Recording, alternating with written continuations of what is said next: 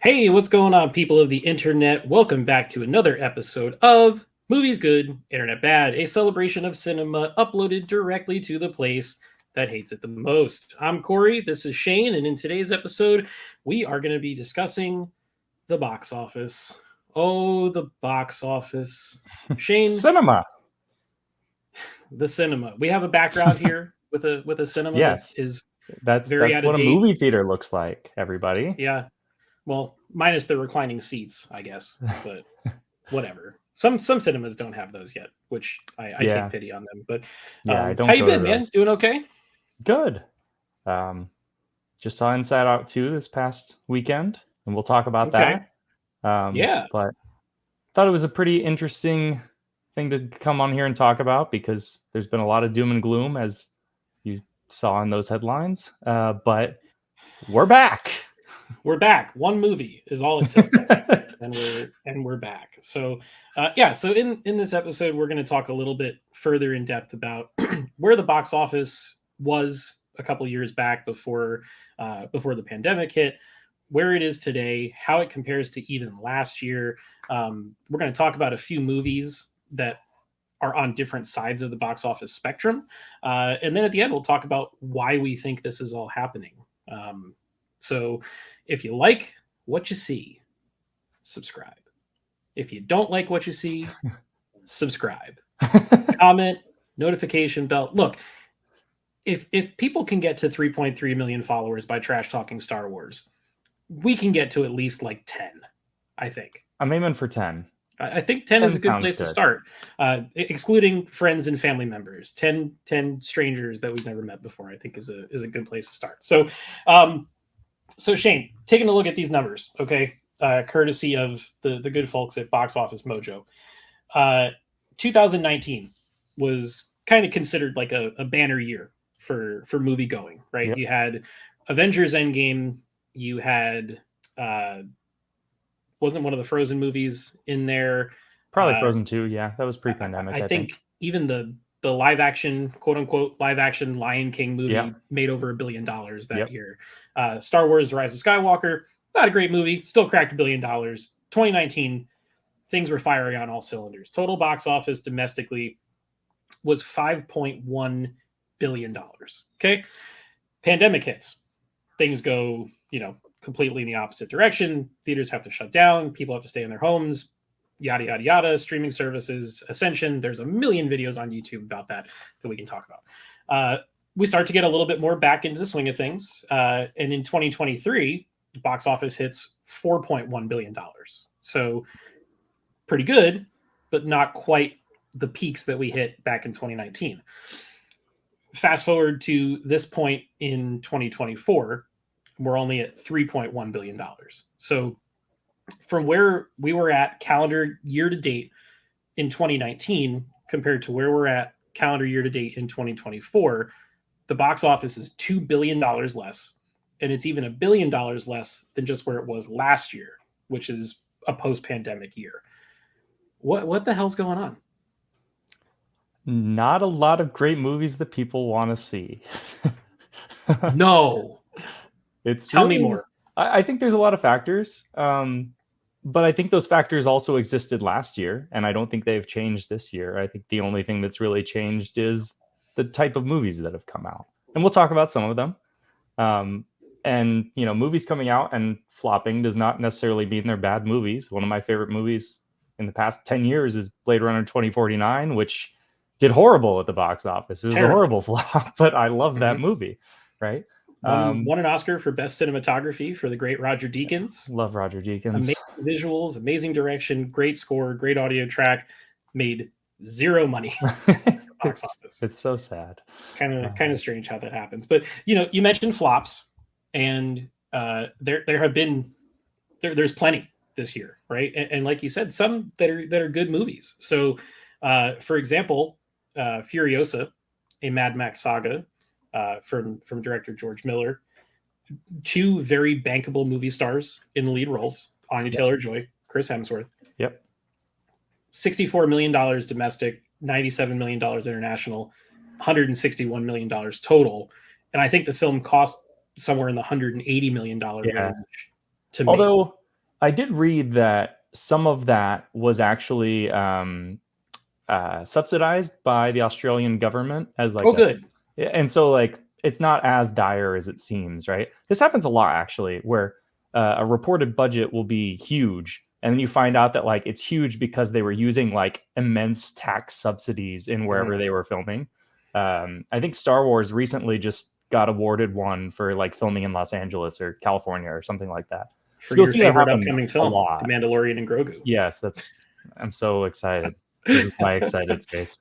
John Favreau's return to cinema, man. Hey, I mean, like, he's a great director of He is. movies, so Yep. it could work. I don't know. I love Elf. I love Iron Man. I love Chef. Like, Wouldn't it be great if Mando and Grogu was just like the plot of Chef, but with Pedro Pascal and a puppet?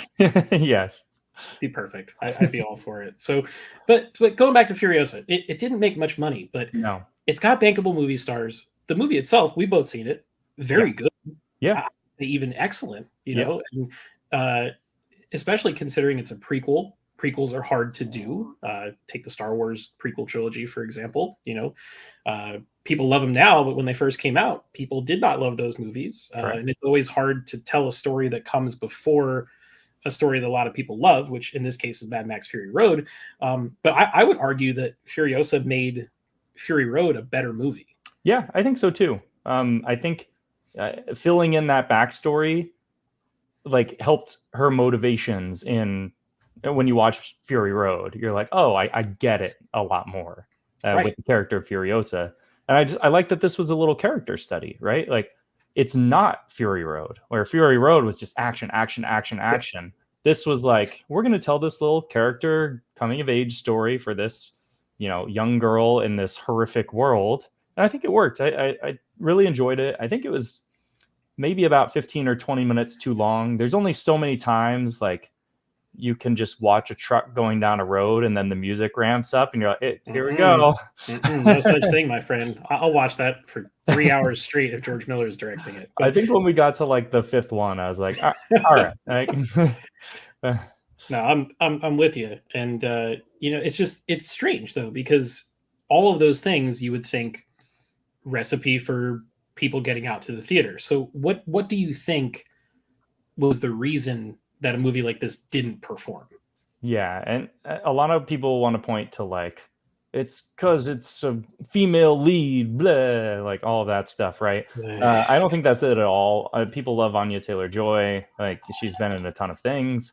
I really think the issue is Mad Max is not really that popular of a franchise. Like it's pretty niche, and I think that all of the Oscars it won and all the reception that Fury Road got kind of Mhm. overshadowed the fact that like the first movie only made $380 million.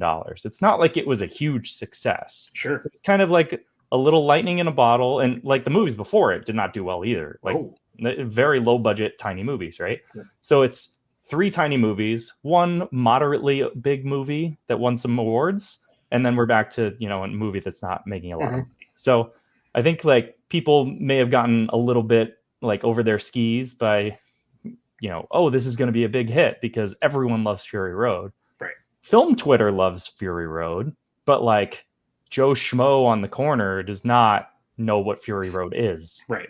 And so I really think that's it. I just think it's not a big enough draw for the budget that it received. Now, granted, I think they still could end up making decent money because of the subsidies and stuff Sure. like that. Yeah. And like, obviously, you just kind of want to break even. A lot of people don't realize this, but like, you just kind of want to break even at the box office because then you get all of like a movie never dies. Like it is around forever. Mhm. If I buy Mad or whatever, Furiosa 20 years from now, that money goes to whoever made it, right? It still So counts. yeah, and this is why like Friends, they still make money on that show even though it aired like 20 years ago. Which that's getting a 4K Blu-ray Is it really? Yeah. box set. Yeah, I Nice. think they're charging like I'm gonna look now because probably like $150 or something, right? Friends, the complete series 4K, $224 Jesus Christ. on Amazon right now. Yeah. I mean, given it's the entire series, but Yeah. and people are gonna buy that. Yeah. And that's a show that's been gone for 2 decades at this point. I don't know. Yeah. somewhere in that realm, and And still I make it. think what is hard though is like now you've taken out a lot of that revenue on the back end, right, with streaming, because Mhm. in the past you used to be able to, buy them, like people would go to the store and buy the movie or the Mhm. VHS or the DVD or whatever. And now with streaming, everyone just streams it, and they probably wait till it hits a subscription service, not like paying for the $30 or whatever Right. digital copy. So that's a struggle nowadays, but I think enough people will probably watch Furiosa eventually and come around to it. But I don't think we're getting another Mad Max movie. And if we do, it'd be like a smaller spin-off thing. Yeah, which is kind of a bummer because I mean George Miller is sadly not getting any younger, No, and that's probably the last big blockbuster we'll see him do. yeah. But then again, how do you entice people to go out to the cinema for a movie that has characters named Scrotus, Rectus, and Piss Boy? It's a tough sell. And there's a dude in there that has like a full suit on, but like just the nipples are Yep. cut out, and Yep. he's And like he's just holding them playing the with the whole nipples. movie and Yeah. whatnot.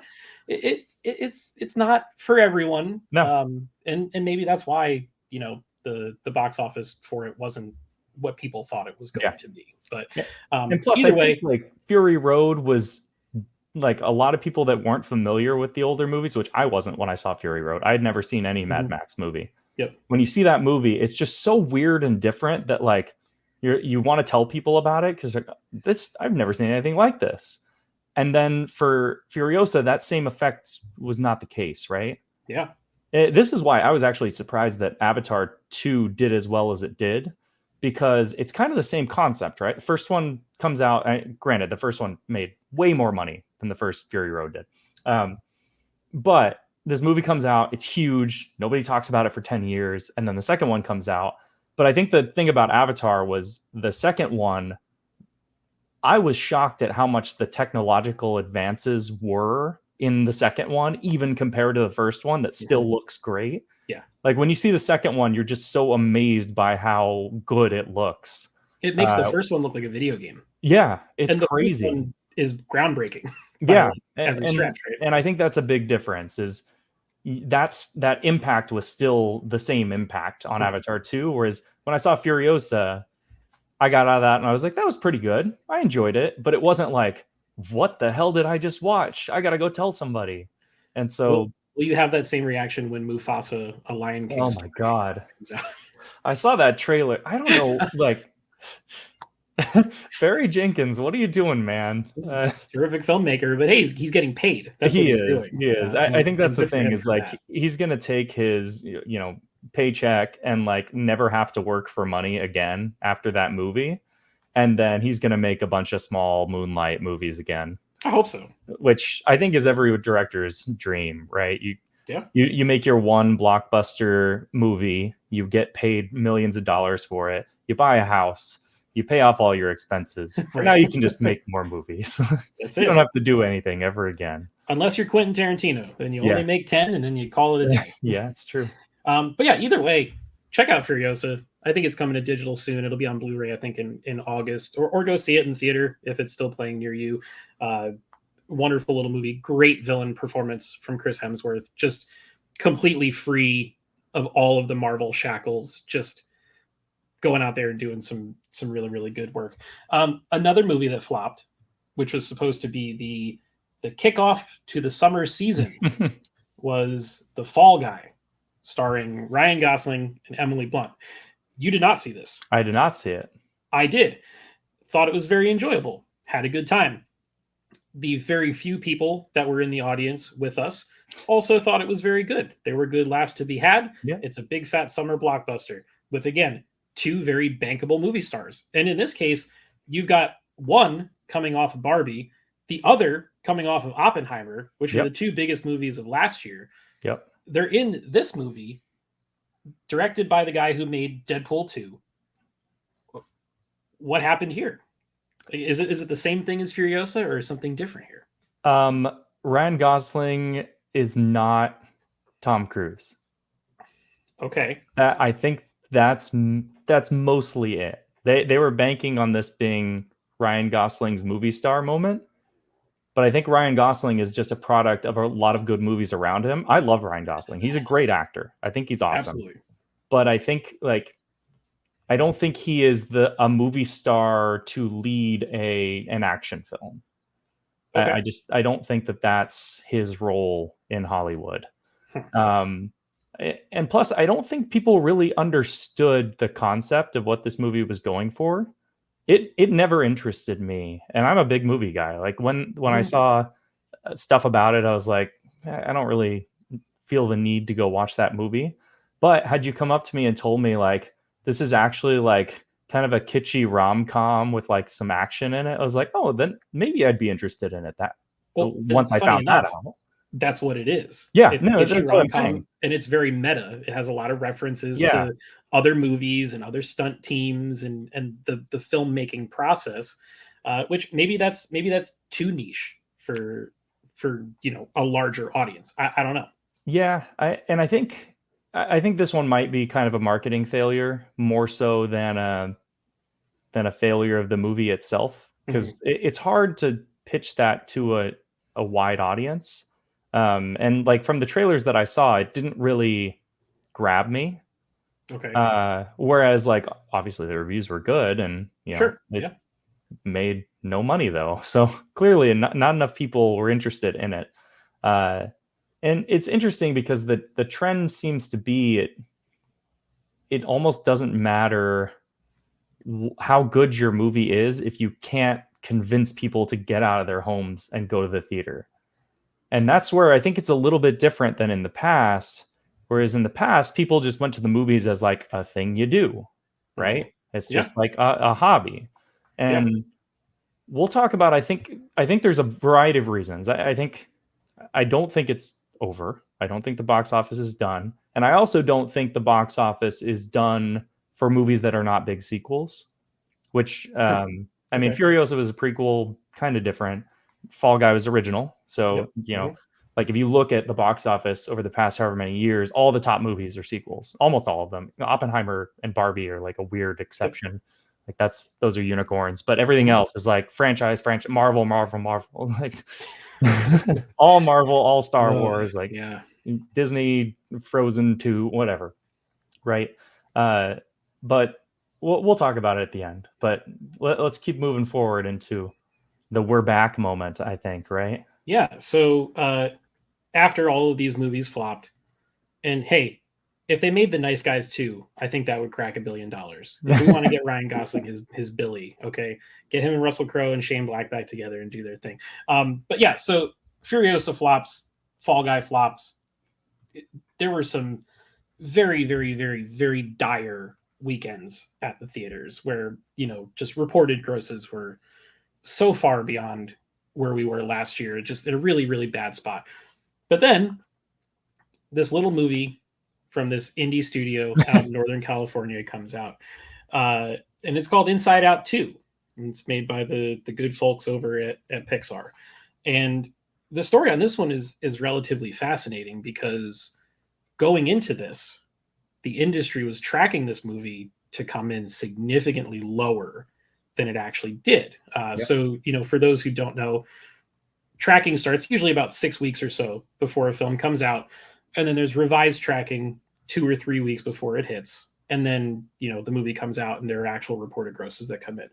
I think the 6 week tracking for Inside Out 2 was around a $55 million domestic debut. It obviously smashed that. It Yep. came through and it did 155. $154 million in its first 3 days, which absolutely insane numbers. Great for Disney because they've had really not a whole lot of Last year anything. was not good for Disney. Yeah, and this year so far they haven't really Yeah. had any releases Yeah. because they moved all their Marvel stuff. Yep. Star Wars, who knows what another Star Wars movie is going to come out. Star Um, Wars release a movie challenge. Wish didn't light up the box Uh, office in any way, or even the Pixar movies post pandemic, whether it was yep. Lightyear or Luca or any of those other ones, they either went straight to streaming, they didn't perform well, just a lot of real pessimism Yep. about what had been coming out there. So Inside Out comes out. So far, it's at $438 million worldwide. It's probably going to hit $1 billion, and it'll be Probably. the first movie this year that'll do that. It was the first movie this year that had over $100 million in its opening weekend domestically. Why? Because it's actually good and it's a sequel. There's a variety of reasons. I think number one, they announced a 100-day theatrical window. So they told people explicitly, this is not coming to Disney Plus for several months. Imagine that, right? So you think movies coming out 17 days after their theatrical release on iTunes is a bad thing? Is that what you're telling me? The number of people that I have told about a movie and they're like, oh, I'll just wait for 3 weeks and watch it on Disney Plus. I'm like, what are you doing? No. It happens all the time. I tell my parents about movies, and they're like, "Oh, I'll wait to watch it at home. It'll be out in a month." Like that exclusivity window is a big reason why people go to the movies, right? That's the only place you can see them, except sometimes on an airplane randomly. They'll have the movies before they're out anywhere else.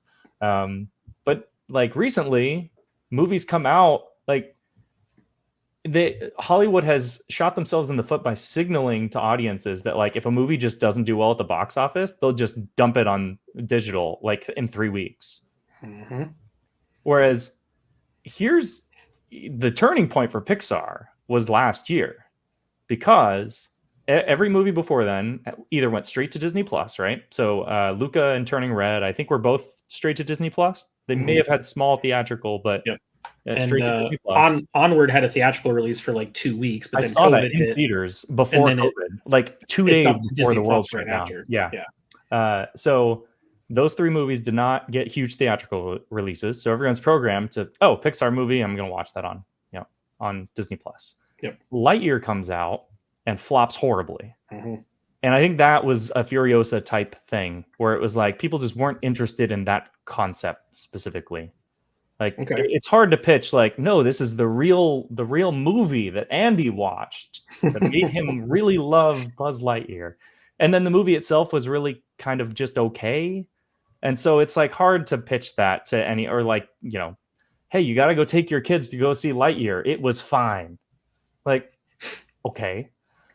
But the thing that changed it was Elemental, actually. Because Elemental flopped horribly weekend one. It was like the worst box office release Pixar had ever had in weekend one. And then it made like $500 million because they let it sit there. And for the next 3 months over the summer, it just kept legging out and kept legging out. And it would just never die. Because in the summer, people want to take their kids to the movies. Yes. Because they're out of school. They want to get them out somewhere, right? But they also don't want to die of the heat. Air conditioning, movies. It's a good place to go for that sort of thing. And I think the thing with Inside Out is the first one was very, very good. And then the second one, in all the prior Pixar sequels, I think, Finding Dory, Incredibles 2, and Monsters University, which I guess they were sequel, prequels, whatever. Prequel for Monsters University. Sure, yeah. All 3 of those were just fine. They weren't great. Yeah. I think Inside Out 2 is great. And I think enough people that during those preview nights, enough moms took their kids to go see Inside Out 2, and everyone in the audience loves it. And they go tell everyone, like, oh my gosh, it's actually really good. Yeah. There are people crying in the theater. It's an emotional movie. It makes you feel exactly the way that the first one did. And I think that just clicks with people. It's like, okay, not going to see this for 4 months on Disney Plus. It's a really good movie. I like the first one. It just clicks. It checks all of the boxes for what people would go see in a theater. Yeah, I agree wholeheartedly. The word of mouth thing is what propels a lot of these films. And, a pretty good measuring stick for that is Cinema Score, right? So Cinema Score, they park somebody outside of a theater, and instead of it being something where somebody has to keyboard warrior their way to Rotten Tomatoes to leave a review because they really like something or they really didn't like something. They just sit outside the theater and they give people a piece of paper and they say, what grade do you give this movie? Would you recommend it to somebody else? Right. Inside Out 2 has an A Yep. on CinemaScore. What did Elemental have? Uh, I I will think it have was to an look A and see or because close. on their website I have to search for it. Let's see, Elemental. I don't know. For some reason, it's not finding that. But either way, when you look at the cinema scores, Inside Out 2 has an A. The Fall Guy had an A minus, so a little bit lower, and then Furiosa had a B plus. Yeah. Which, when you kind of read the tea leaves on that, you can look at other movies that are here, like The Watchers has a C minus. Uh, Monkey Man, which was a good movie, not for everyone, only got a B plus. Yeah. Abigail, which is a horror movie about a kid that's a vampire, which straight up my alley, sure, but not for everyone. It only got a B on CinemaScore. If you look up the grosses for a lot of these films, they're not great, right? Yeah. It feels like you have to get at least into that A minus or A category for something to help the movie leg out. Like, for example, The Fall Guy didn't do great, but it had a good cinema score. And even though it's released on digital already, it's still putting up decent numbers in the theater. Yep. And it's kind of gaining some momentum later in its run because the word of mouth is good. People are like, oh, I went and saw this and I actually liked it. And then they go and tell their friends and it just kind of snowballs from there. Yep.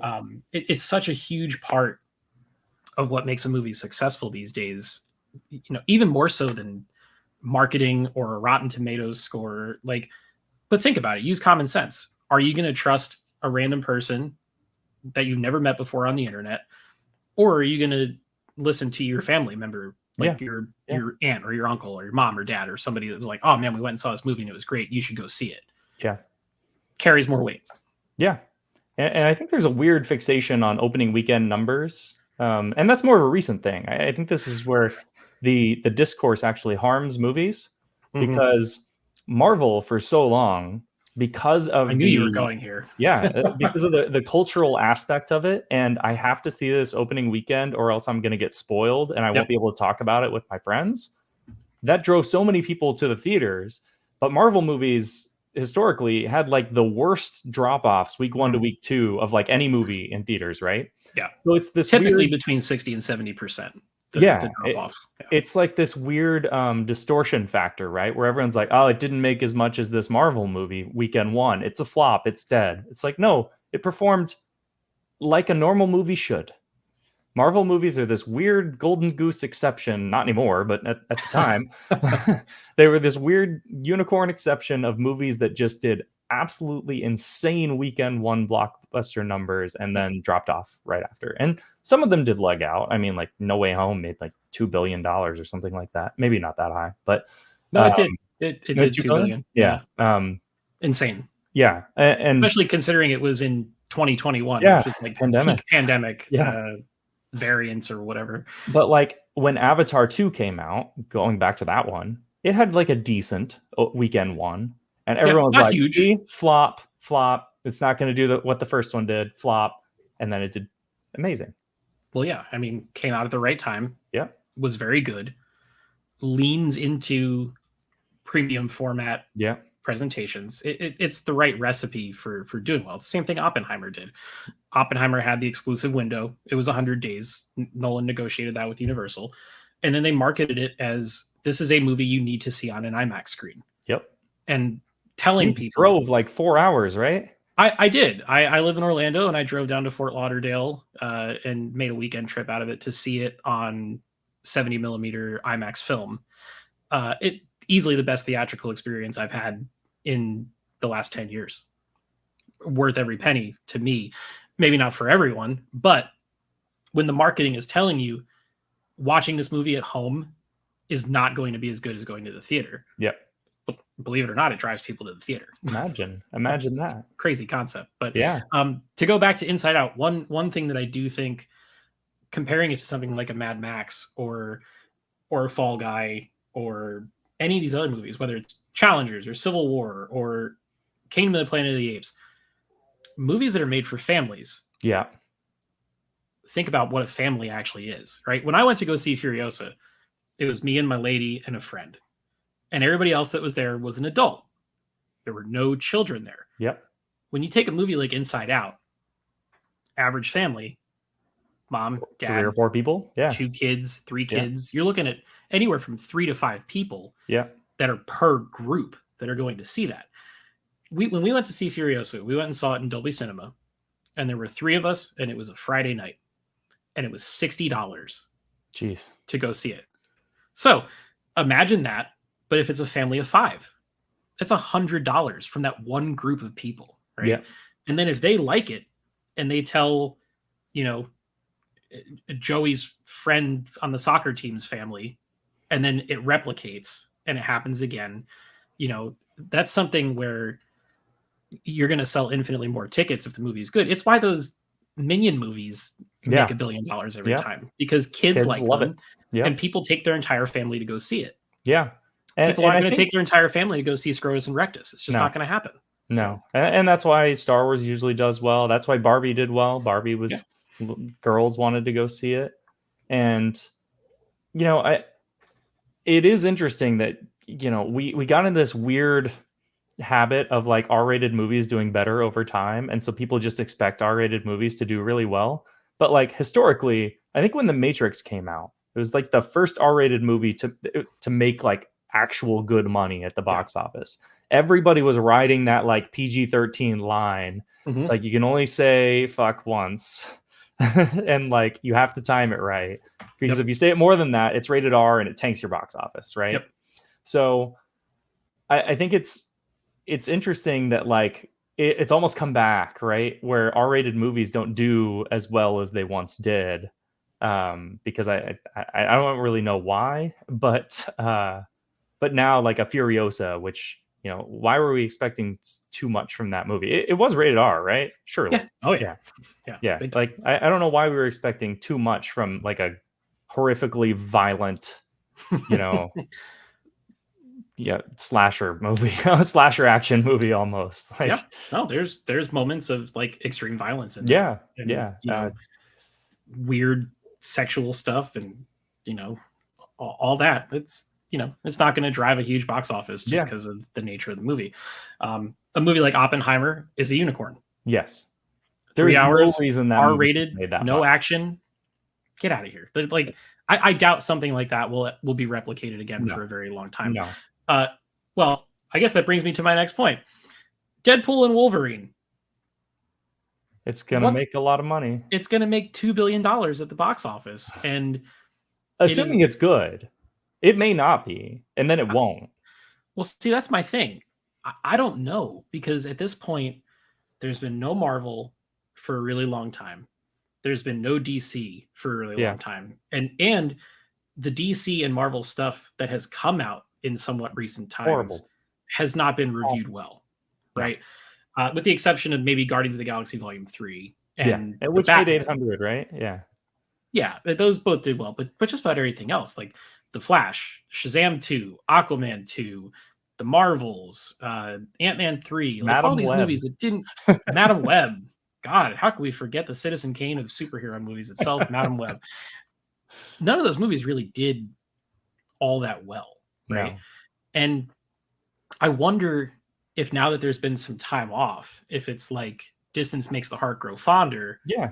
You couple that with Ryan Reynolds and Hugh Jackman being in the movie together. Mm-hmm. But like, it's directed by the guy who made Free Guy. Yeah. Like, I don't know if the movie's actually going to be any good. The trailers have looked good. They've done a very good job of marketing the movie and selling it. I'm sure it's going to be a cameo fest, which is going to drive people out to the theater opening weekend. But I do wonder what that drop off is going to be, especially if the movie's not as good as we all think it could be. Yeah, I think this is almost like a make or break moment for Marvel, because if this movie does not do well, is not good, does not perform well, it doesn't look like anything coming out after this is going to perform better. Like that new Captain America movie is apparently a complete disaster behind the scenes. At the current moment, yes. It may not be by the time it comes out, but from the sounds of things, they had to reshoot almost all of the movie. Yeah. And so I wonder if this isn't good, then like does everybody just tune out? I don't know. I don't know either, but it's interesting. I mean, I have tickets to night one or something. My wife does not. Marvel, so I just go by myself for these. So, but yeah, it'll be me in there just by myself watching And Deadpool then and the you'll Wolverine, text me as you when it's do. done and tell me how much you hated it, as Probably, per the usual with yeah, the Marvel movies. But like, I think at least this one, it has the comedy factor. yeah, Uh, the trailer, every time I've seen it in a theater, has gotten laughs yeah. from the people there. Have you seen the PSA that they play before the film with the two of them? No, because So, I don't think they show that at Alamo. oh, okay, gotcha. So at other theaters, instead of the "Oh, turn your phone off, silence your Ah, phone" thing, gotcha. it's the two of them, and Wolverine goes on like a profanity laden tangent about how you should turn your phone off, or if you don't, he's going to shove it up your ass and all this other kind of stuff.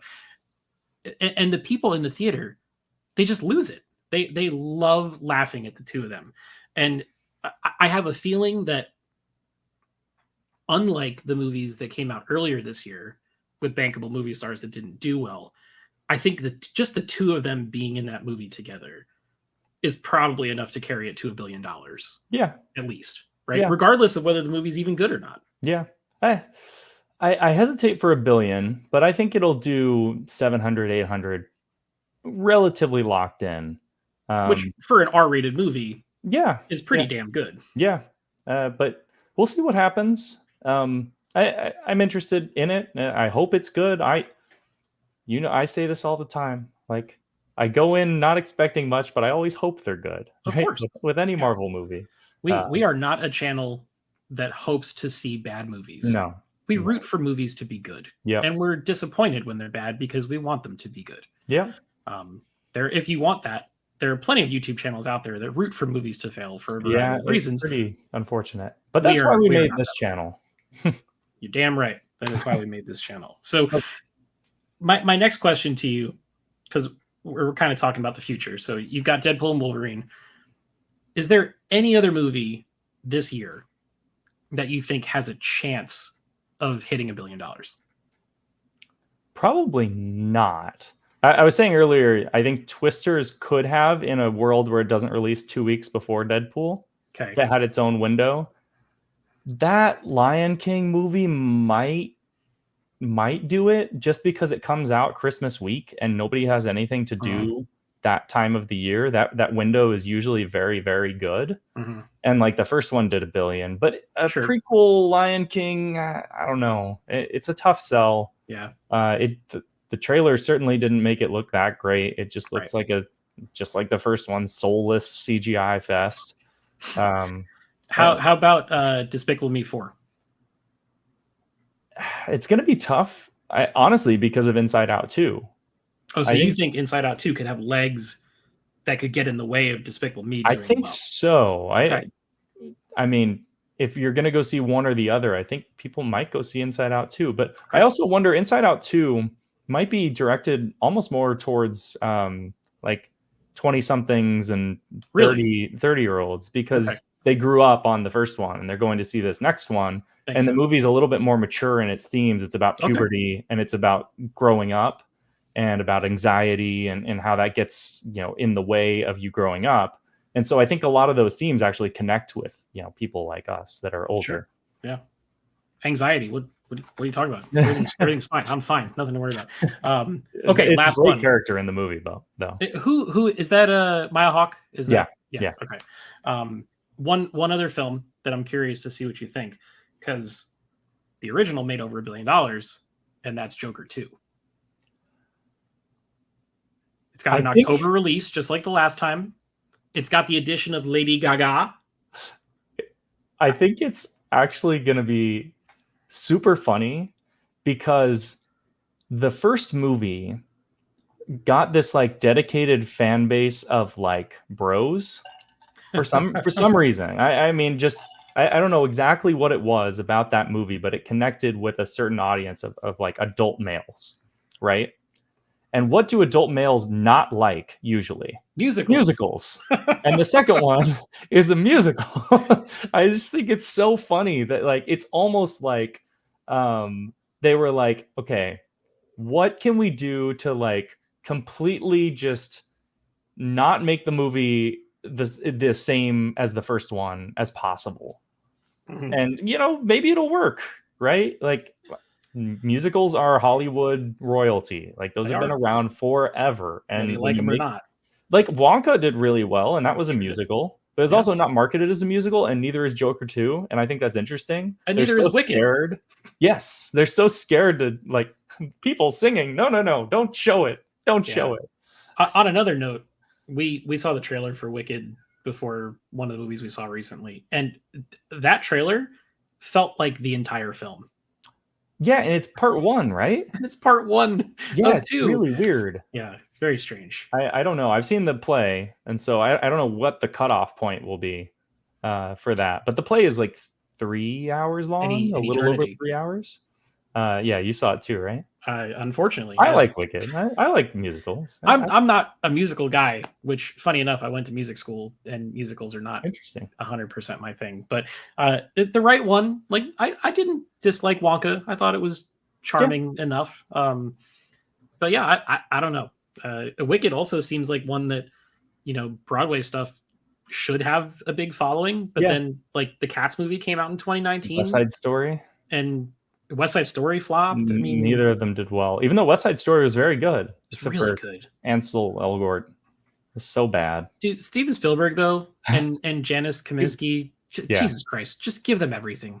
yeah. Mike Faist is awesome in Oh that movie. I hope man. he has a big career. He was great in Challengers too. Mhm. I Oh yeah, think Challengers might have been his like breakout moment. I hope so. Well, him It kind of feels and like Josh it. O'Connor too, right? Because Yeah, he's in the new Knives Out yeah, movie and all that. So yeah. It feels like Mike Faist is going to get a lot more work after Challengers. he's in the Bike Riders too. That comes Yeah. out this Yeah.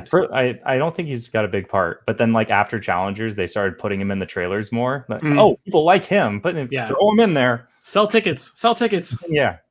Yeah. So speaking of selling tickets, if I have to ask you, Shane, how do you fix the box office? I I'm gonna think, put you on the task here. yeah, there's a couple things.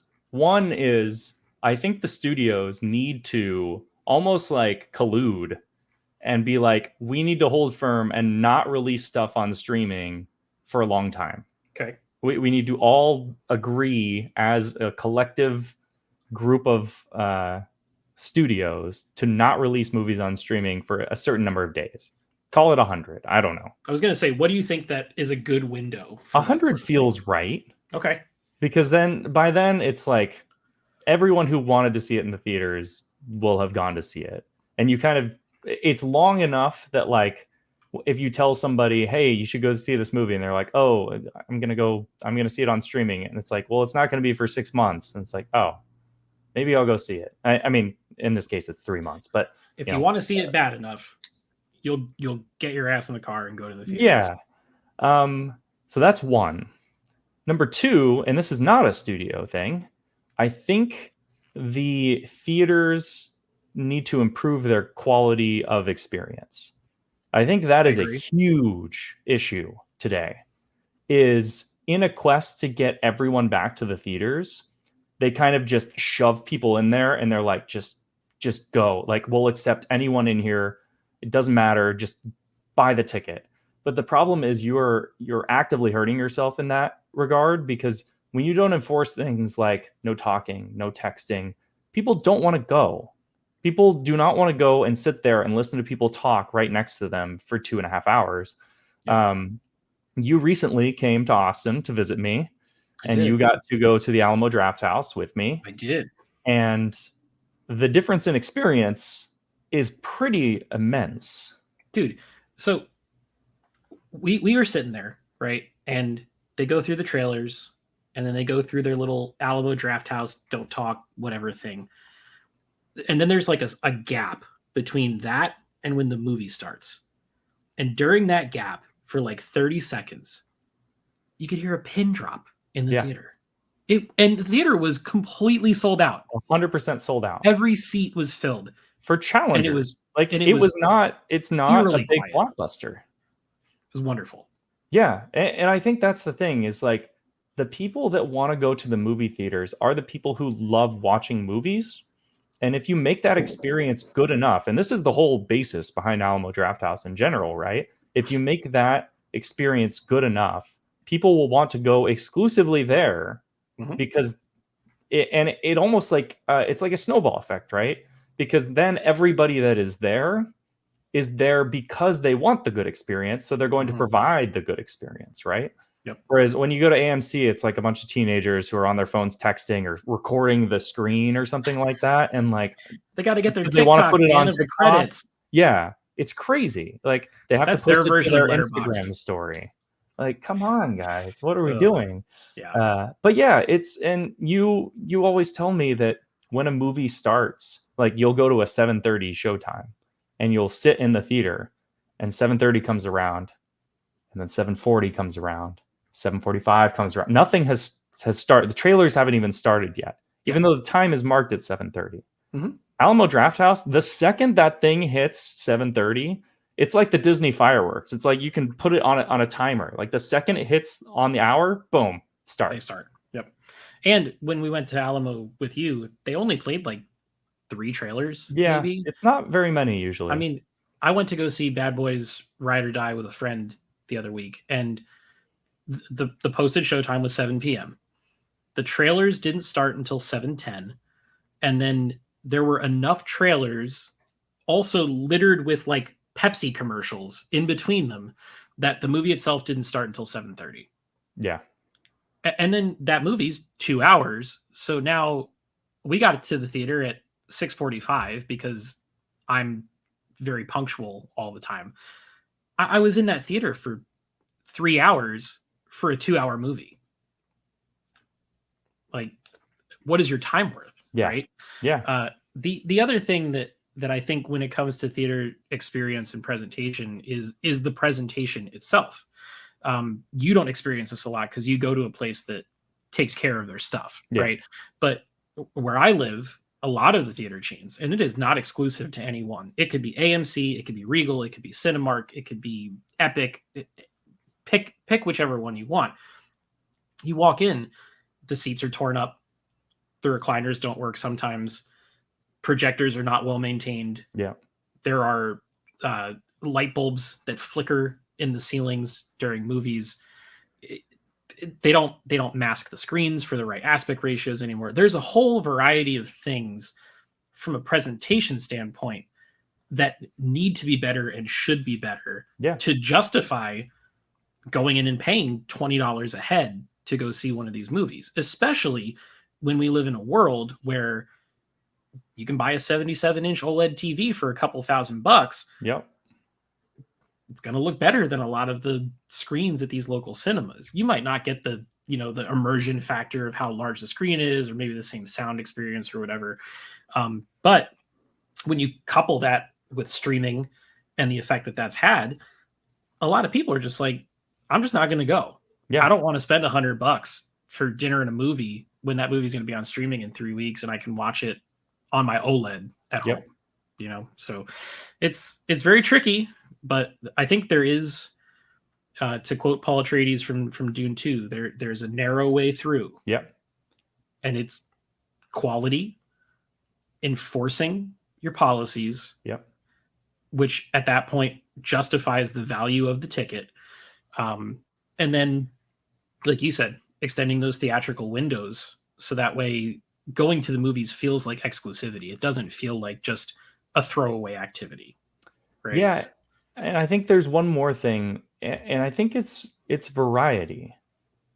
Like if you look at the types of movies that are being made nowadays, you have your franchise films or your big action films. That's all you really get. Your animated films too, I guess. But there's not a lot of variety in types of movies that come out. I think the studios need to invest a lot more in your challengers types of movies that are, and I think challengers is actually moderately high budget, so maybe that's not I as think it good was of an maybe 50 example. million. Yeah, or but so. Anyone But You is a good example, right? That movie actually did fairly well at the box office. It's not great. It wasn't horrible, but like it's not great. It's a rom-com with 2 hot movie stars. Should be all it takes, right? For some reason, everyone in Hollywood decided at some point that comedies don't exist in theaters anymore. They only go straight to streaming. Yep. And it's so weird because I can tell you the one type of movie that is better when you see it with a group of people, and that is a comedy. Like, Oh it does man, I not thought you make were going to say any Zone of sense. Interest. Yes, Zone of Interest is the movie I want to see with a crowd. I did see it with a full sold out crowd, actually. What was that like? Was it weird? The first 5 minutes where it's just like weird sound effects and like nothing is happening, everyone's like looking around. Are we in Is the the right equipment place? broken? What's happening? It's very Oh, interesting. man. But yeah, it was silent the whole movie, and like the movie ended, nobody talked. It was just like Real weird, silent right? as the grave. But yet, a real crowd pleaser, like I'm sure Inside Out 2 is. I'm sure it has plenty of very funny moments that people laugh at.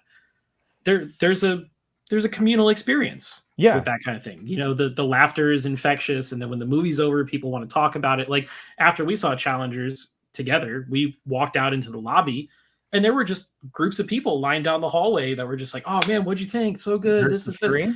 Groups of three. Groups of three. I mean, yes, there are plenty of those. But like that's what going to the movies is all about. Yeah. Like I remember when I was a kid.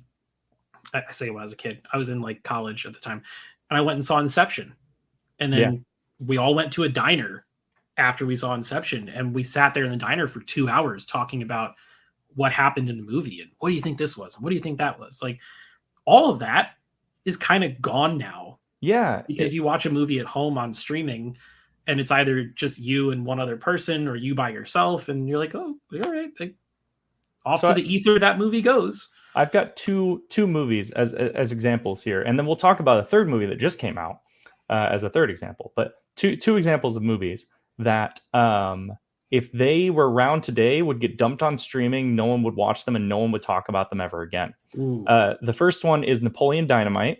Do you remember when that came out? Yeah, I do. Comedy, like weird screwball type comedy. But then everyone talked about it. Vote for Pedro shirts were everywhere. It was a cultural moment because everyone went to the theater for this funny little movie. We all laughed about it. The ending dance scene, the whole theater is going nuts, just losing their minds at how funny this is. And then like that song was famous, everything, right? Yep. If that came out today, it would get dumped on HBO Max. Nobody would watch it. Right? Even better, it would be on Peacock. Yeah, it would. Yeah, that or Paramount would Plus, never exist subscriptions today. that nobody has. Yeah, and it's so weird because that movie probably cost $1 million to make, if that. I don't know how much the budget was, but like super low budget. And then the second one, going back to the Joker, so you'll laugh. Hold on. Napoleon Dynamite cost $400,000. Yeah. You could do that. Less than $500,000. Make a under $10 million comedy. Nuts. So the other one, going back to the Joker, kind of, it is The Hangover. Oh, The Hangover came out today. Would it release in theaters? Probably not. But that movie was quoted. Comedy. That movie is meme central. Everyone still talks about that movie. Mm-hmm. They still use. I forget what the guy's like, where he's sitting at the poker table and like all the numbers are going by. Yeah. Forget what Zach Galifianakis, whatever his character was. Yeah. So like comedies are cultural moments. And we just had a comedy come out that could have been like a real crowd pleaser.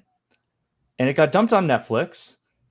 And everyone talked about how, it was fine when they watched it because they sat there on their couch, on their phone, and every time there was a funny moment, they went, and back to Twitter. And that was it. and what that movie would that be? Is The Hitman, which we both saw in theaters. Sure did. I will tell you, here in Orlando, Florida, there was approximately one theater in the entire area that showed it. And it was on the complete other side of town. I had to drive 35 minutes to go see it. Surprisingly enough, a relatively full theater, and every gag and every bit and every comedy beat in that movie played like absolute fucking gangbusters. Yep. It was great. The theater was howling. Yep. At every moment. Every time Glenn Powell was in a different ridiculous getup with the hair and the makeup and all this, dude, people were losing their Yeah. absolute minds for it. The one that really got everyone was where he's like got the blonde wig and he looks like what's that actress's name? Oh, Tilda Swinton. Tilda Swinton. Yeah. Or he's like, I think we're in the deep end of the pool here. Like everyone was losing their minds. Yeah. And then like I read the reviews on the internet about the movie and they're like, it wasn't that funny. Glenn Powell wasn't good. I was like, when you played this in a theater, it played. It Yep. played so well. Everybody loved it. And then you dump it on streaming and nobody cares. So funny enough, you said earlier that Ryan Gosling is not Tom Cruise. I think if there's anyone in Hollywood right now I think who has Glenn a shot Powell is at Tom being Cruise. the next Tom Cruise, it's Glenn Powell. Yeah. And he plays like a true leading man in that movie. Yep. And Adria Arjona is a perfect foil for him, and the chemistry that they have, I couldn't believe how sexy like a straight relationship could be in a movie these days.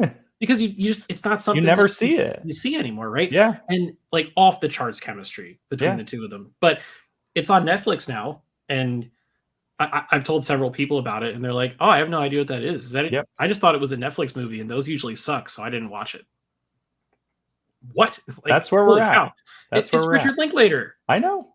Like, terrific filmmaker, incredibly sharp script, well acted, probably relatively low budget.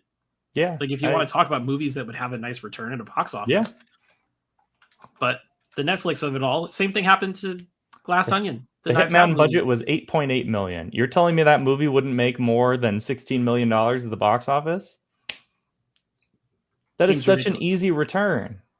Yeah. I mean, didn't Glass Onion do like a ridiculous number in the 3 days and in the extremely limited like theaters that it was in? And Netflix was just like, no, we don't care. Yeah, Hitman did 2. Well, there's actually no domestic data in here. It's only international. It did 2.1 million, and that's in like the week that it released. Right.